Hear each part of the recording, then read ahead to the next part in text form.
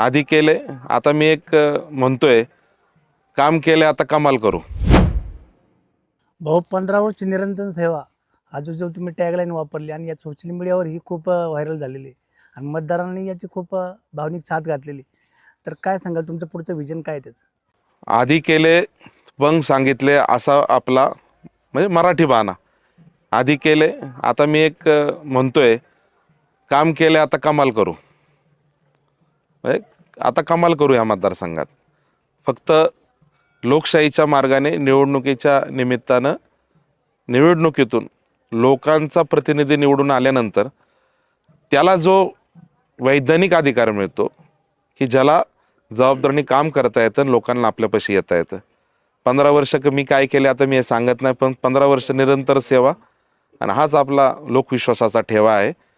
पुढच्या निवडणुकीला काय करणार हा असं तुमचा प्रश्न आहे. म्हणजे काय पुढचं विजन काय?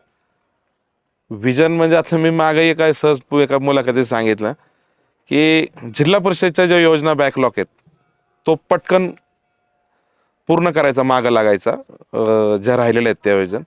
आणि आपल्या भागामध्ये विजन असं आहे की आता बिबट्या खूप झालेत. बिबट्या आता माणसाच्या वर हल्ला करायला लागलाय. दुर्दैवाने काही घटना आजूबाजूच्या भागामध्ये घडलेल्या आहेत. बिबट्याचं साठी एक खूप मोठी लोक चळवळ आणि मोठं प्रचंड सरकार लेवलला आपल्या भागातला प्रश्न जो आहे त्यासाठी वन विभागाच्या अधिकाऱ्यांशी सगळ्यात जास्त संपर्क साधून जास्तीत जास्त पिंजरे बसवणे, बिबट्यापासून माणसाला काही हानी होऊ नये किंवा जनावरांना हानी होऊ नये म्हणून बिबट्याचा नायनाश करणे. आणि विजन म्हणजे असं आहे की ट्रान्सफॉर्मर आणि लाईटचं जाळं हे आपल्याला अधिक चांगलं करायचं, ज्याच्यात जी काय दुरुस्ती करणं गरजेचं आहे. लाईटची पॉवर म्हणजे लाईट शेतकऱ्यांना आवश्यक असणारी लाईट आहे ना, ती लाईट जेवढा वेळ भारनियमन असेल, ज्यावेळेस लाईट उपलब्ध आहे तर ती पूर्णपणे जर 8-10 तास उपलब्ध असेल तर ती क्षमतेनेच उपलब्ध पाहिजे. त्याच्यातही तास 2 तास लाईट जाते, परत व्होल्टेज मिळत नाही, हे नाही.